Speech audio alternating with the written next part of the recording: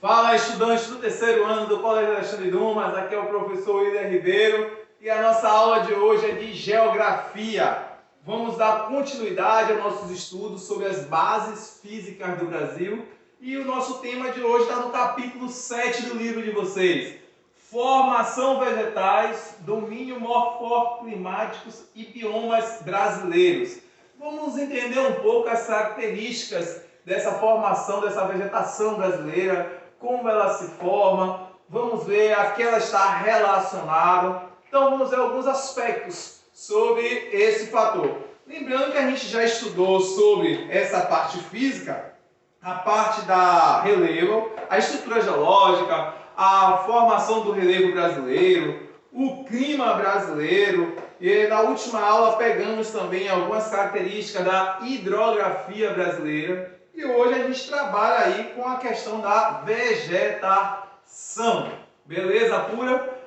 A gente encerrar essa parte física brasileira. Eu quero deixar para vocês, já de antemão, para quem tiver o livro, quem não tiver, pede alguém para postar essa atividade aí no grupo, a página 574 do livro. Responda as atividades, estudem, né? Vocês têm uma meta que é o Enem, a gente não pode desistir, não pode desanimar. Vamos tentar esse ano, vamos com tudo, mesmo em meio às dificuldades. Então vem para cá e vamos iniciar nossos estudos. Primeira informação que nós temos que ter aqui é o que eu já venho falando nas aulas anteriores. As bases físicas, elas estão interligadas. Uma vai determinar a outra. Então, tanto o relevo, tanto o clima, quanto a hidrografia, um vai determinar a presença do outro. Então, a gente tem aqui, ó, as formações vegetais estão diretamente relacionadas aos fatores climáticos, ao tipo de solo e ao relevo dessa região. É o que vai determinar. Então, a gente já viu aí que o Brasil tem uma variedade de clima, tem uma estrutura de relevo mais ou menos em planalto, planícies e algumas depressões. E aí a gente vai ver que tudo isso influencia nessa formação de vegetais. Vamos lá, passa aí por favor. Então a gente tem aqui, primeira coisa, esse mapa ele faz a representação do que seria a vegetação original do Brasil. Uma coisa que nós não podemos deixar de ter é um olhar crítico. Infelizmente, essa vegetação original, alguns resquícios, resto delas, predomina em algumas regiões. Então, o critério utilizado para identificar essas vegetações é justamente o critério de se analisar o tipo de solo, o tipo de relevo, o tipo de clima, né? A presença das chuvas, a presença das bacias hidrográficas. Então isso vai determinar esse tipo de vegetação que caracteriza todo esse espaço do território brasileiro. Agora é lógico, gente, com a atuação do ser humano, a gente sabe que todas essas áreas que estão pintadas aqui foram ocupadas pelo ser humano na construção da cidade, dos estados, né? Dos bairros e tudo mais. Então, a gente teve a atuação antrópica do homem, onde a gente não tem mais essa vegetação original, ok? Então, a gente pode ver aqui alguns tipos de vegetação, está um pouco pequeno. Parte verde cá em cima, na região norte, a gente tem aí a Amazônia, né? Está muito pequeno, não dá muito para ver isso aqui. A parte roxa, a gente tem a região do Cerrado. Parte amarela seria a Caatinga. Essa parte vermelhinha aqui no litoral já seria as áreas de mangue, ok? Eu vou passar um outro mapa, vai ficar para a gente melhor. Teoricamente, teríamos aí 1, 2, 3, 4, 5, 6, 7, 8, 9, 10 tipos de vegetação predominando em todo o território. Desde Mata Atlântica, a Caatinga, Cerrado. Só que essa não é a atual realidade. Vamos lá, vamos ver aqui em outro mapa que está mais explícito para a gente. Então a vegetação atual, volte aí para o mapa. A vegetação original seria composta dessa forma em todo o território. Atualmente, né, a vegetação está nessa aqui, ou seja, toda aquela vegetação que ocupa o território é uma vegetação que sumiu. Então a gente tem até áreas de preservação para manter parte dessa vegetação devido à ocupação natural do ser humano. Beleza? Pura? Vamos lá? Vamos passar aqui. A diversidade da vegetação brasileira. A gente tem aqui essa formação. Parte verde, floresta amazônica. Hoje é o maior espaço de vegetação ou a área mais conservada que a gente tem. A gente viu a floresta amazônica é um dos maiores biomas. A gente tem aqui Mata dos Cocais, essa parte mais escura entre a região norte e a região já nordeste. Mata Atlântica é toda essa área que predomina na frente do Oceano Atlântico, por isso é chamada de Mata Atlântica. Mata Araucária, essa parte já na parte sul. Formação de arbustivos e herbáceos. Você já tem campos, que é nessa região já para dentro, né, a parte do centro-oeste. Você tem aqui Caatinga, predominante caça, as áreas mais secas, a área da Caatinga, a área do Cerrado. E a gente tem os campos de pompas, que é já lá na região sul, regiões mais montanhosas. Vegetação do Pantanal, né, e vegetação boreana. Está praticamente escassa, né? São nessas regiões aqui, entre a região norte e a região nordeste. Vamos lá, eu vou dar as características de algumas delas. Então vamos ver. Floresta amazônica. Vegetação de clima equatorial, a gente já viu, com temperaturas elevadas de 27 graus, chuva constante, calor e a umidade constante, favorece o aparecimento de formações de vegetais mais exuberantes do planeta. Caracteriza-se por grande diversidade, um hectare contém mais de 300 espécies, então por isso que é o grande bioma do mundo, né? É uma floresta densa, úmida, latifoliada, isto é, composta por árvores e folhas largas, que propicia uma intensa evotranspiração, o que contribui para limpar, né, o gás carbônico. As plantas sugam o gás carbônico e eliminam o oxigênio. Ao mesmo tempo, contribui aí é o processo de fotossíntese, e a evotranspiração é a eliminação dessa água em vapor para a atmosfera, o que retorna como chuva. Vamos lá? Ainda você tem aqui, passou, mestre? E aí, vamos? Produção aqui está devagar, pronto. Abrange 8 países da América do Sul, né? A gente tem aí alguns países compostos. Guiana, Suriname, Venezuela, Colômbia, Equador, Bolívia, Peru. Então, a Amazônia não é somente brasileira. É o bioma brasileiro com maior área antropizada, né? É um bioma brasileiro com maior área antropizada, com a presença humana e ao mesmo tempo a presença dessa floresta. A degradação desse bioma é um fator evidente. Hoje a gente viu aí que no início do ano, no final do ano passado, as queimadas, né, ao mesmo tempo as madeireiras que vêm cortando, também as tentativas de garimpos ilegais para exploração de minérios, a atuação indiscriminada de madeireiras, muitas delas estrangeiras, aumento do número de garimpos clandestinos e a implantação de grandes projetos econômicos voltados para atividades agropecuária e com a mineração. São alguns efeitos que vêm prejudicando. Aí está essa imagem terrível, né? Um rio, aqui está pequeno, mas é um rio gigantesco, não é à toa que vocês estão vendo gigantescas toras de madeira, onde essas madeiras são cortadas e jogadas para o rio. Aqui representa também toda essa catástrofe de incêndios que ocorreu, onde fazendeiros tocam fogo. A gente viu que o mundo se mobilizou para isso. Vamos lá, são alguns dos problemas ambientais que esse tipo de vegetação vem vivendo. Entre as consequências atuais e futuras da degradação, acelerada, podemos mencionar menor umidade no ar, ou seja, a gente vai ter um ar mais poluído, diminuição do volume de água dos rios, que conta com a região.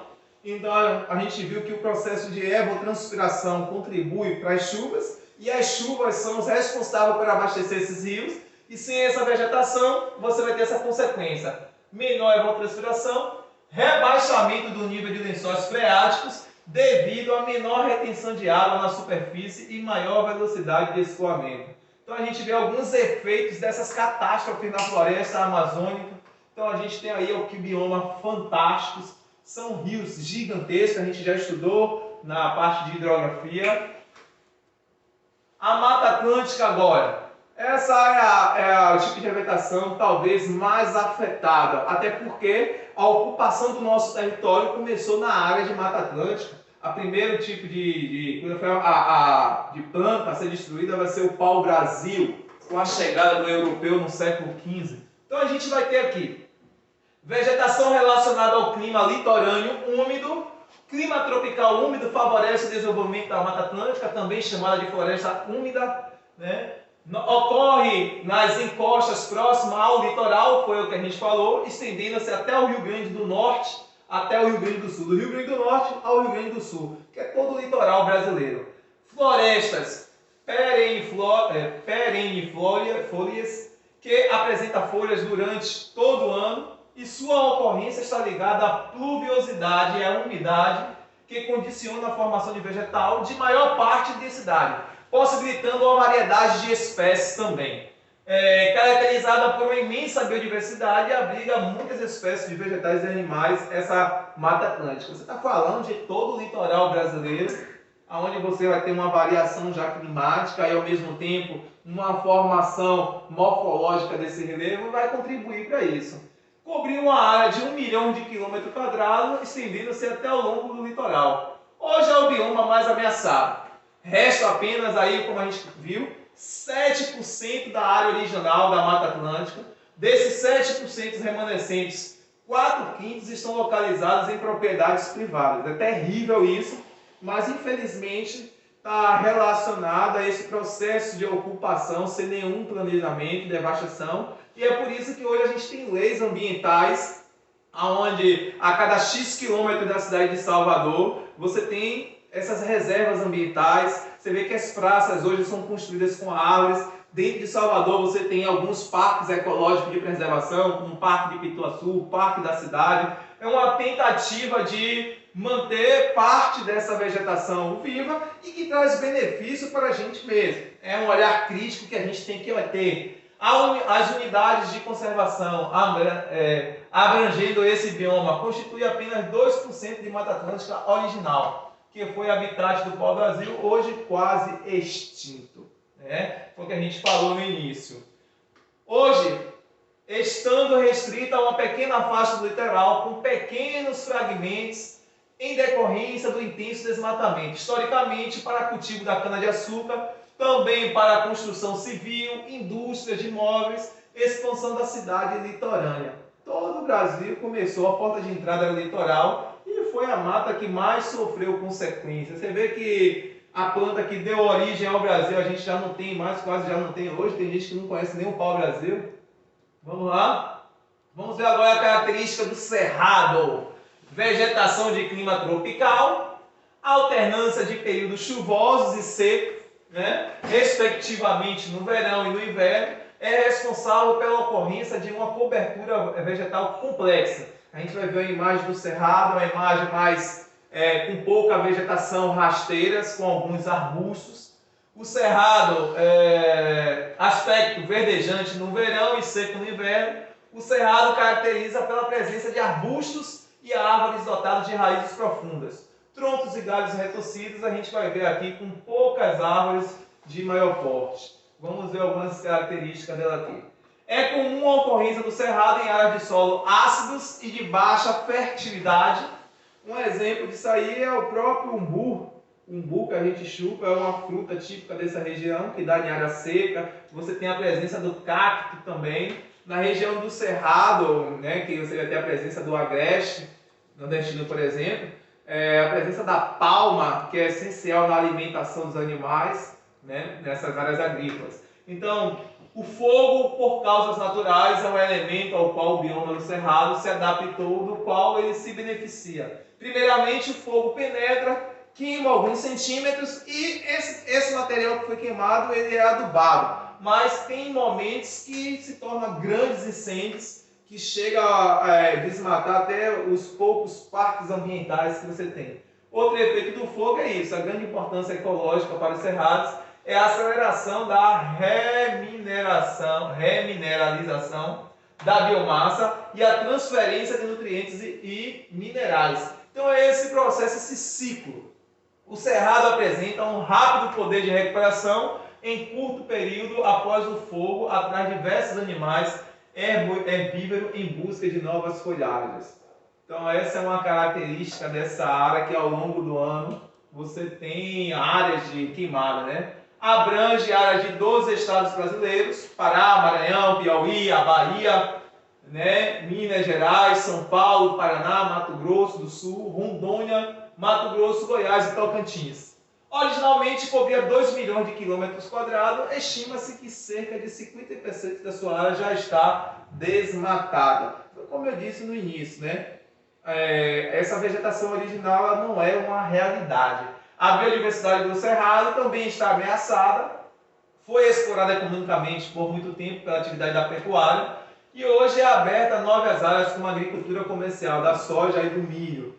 Então a necessidade de comercializar em grandes áreas vem devastando essas áreas, né? O cerrado ele se assemelha um pouco às savanas africanas e em algumas regiões um pouco mais cobertas, né?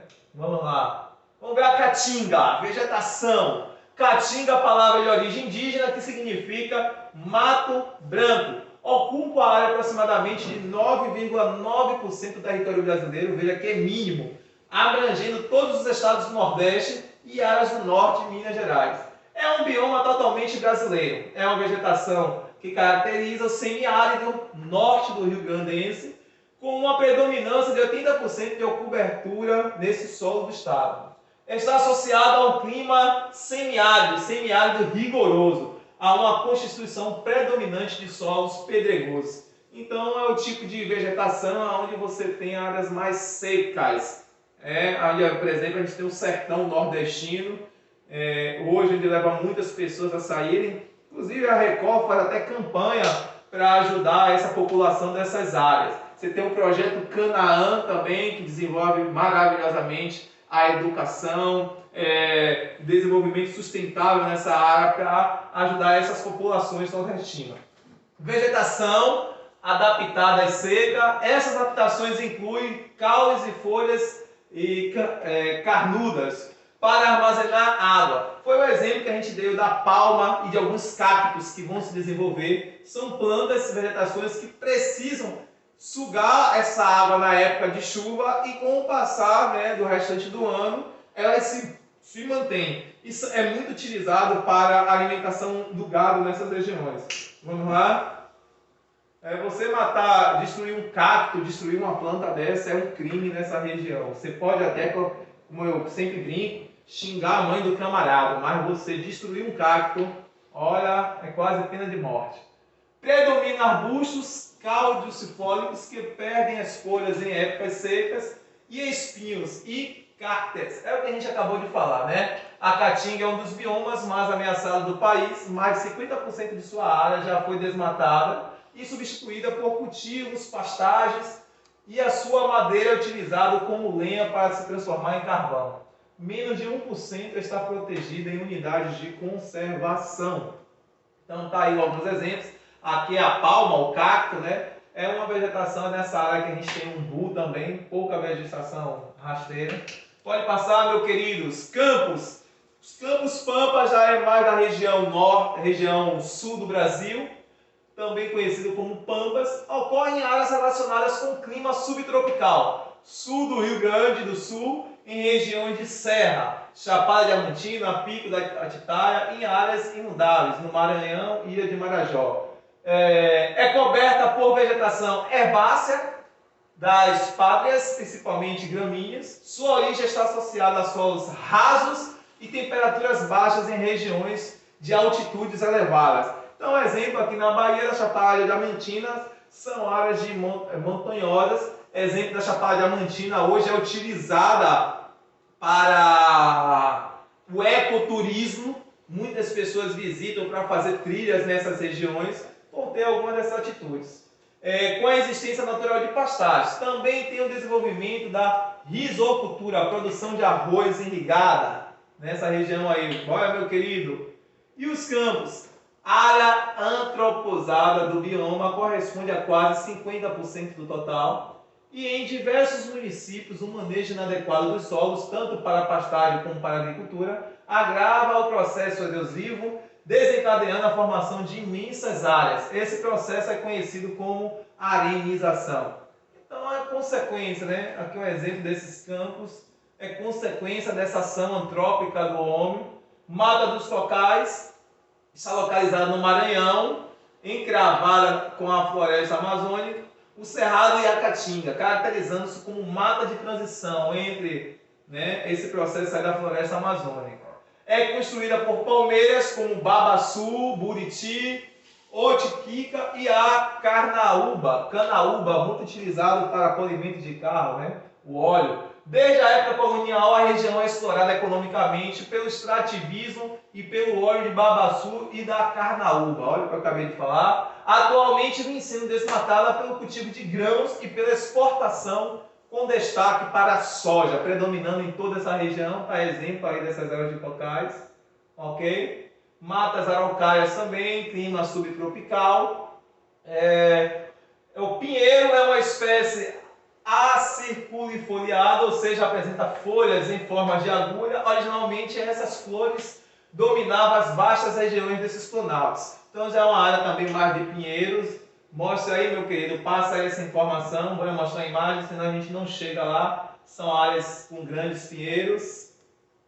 E nós temos aí uma área muito importante, que é o complexo também do Pantanal. É um complexo heterogêneo, composto por cerrados, floresta de campos, chácaras inundáveis e ambientes aquáticos, como lagoas e riachos. Desenvolve-se em terrenos de baixas planícies, né? Devido à baixa declividade do terreno, a água ali se acumula. Então, é uma região com quente e úmido no verão e seco no inverno, quando a temperatura pode baixar rapidamente com possibilidade de geada. Os solos do Pantanal são geralmente arenosos. Então, em um período do ano, o Pantanal ele alaga. Passa aí, meu querido, bora a produção, que o tempo está correndo. Eu estou acelerando, porque infelizmente não vai dar tempo da gente ver todas as características. Vamos lá? Aqui a gente tem a imagem desse Pantanal. Então, é toda essa área de planície, num período do ano, ela alaga. Quando ocorre essa vazão, diminui esses alagamentos, são áreas normalmente utilizadas pela agricultura, tem uma biodiversidade fantástica. Vamos lá? Vegetações litorâneas, pode passar, bota uma foto aí que eu vou dar logo essas características, ok? Então são as áreas de mangues, aonde você tem aquela biodiversidade voltada mais para essas plantas. Então quando a gente chega aí, Barra de Jacuípe, em algumas praias, são essas áreas aí, na ilha, por exemplo, essas áreas que formam esse tipo de vegetação, áreas formadas pelos manguezais. Vamos lá, pode passar, pode passar. E aí a gente vai encerrar aqui agora, volta aqui esse mapa.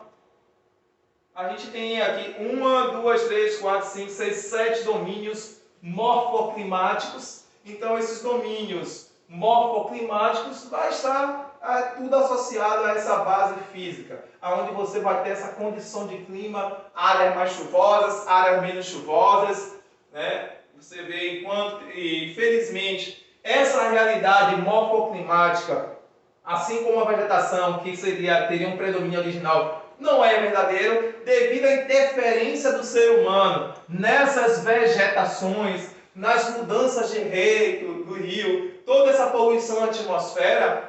Logicamente, não segue uma harmonia o sistema morfoclimático. Então, tudo que a gente viu com predomínio nessas vegetações, muitas vezes não acontece. Então, tem áreas que era para chover, não chove. Tem áreas que era para estar seco, está chovendo. E as consequências disso, nós estamos vendo esses problemas ambientais nas cidades, com os alagamentos, chovendo mais do que o necessário, o desenvolvimento de doenças como aí a dengue e outros insetos que vêm se reproduzindo. Tudo isso devido à ação antrópica do ser humano, né, com suas construções. A gente tem aqui Camaçari, que teve áreas alagadas, onde as barragens encheram. Então choveu mais do que o esperado para o mês. Tudo isso devido à ação do ser humano. Então, algumas informações vocês vão ficar com o livro, o assunto é muito grande e a gente se encontra e até a próxima.